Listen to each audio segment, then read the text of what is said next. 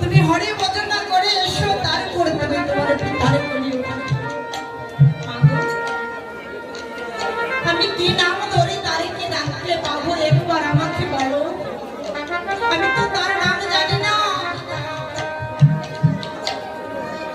আমি তো তাকে চিনি না।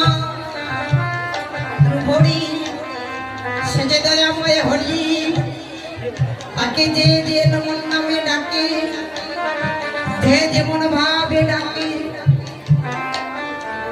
তেমন ভাবে সে পায়।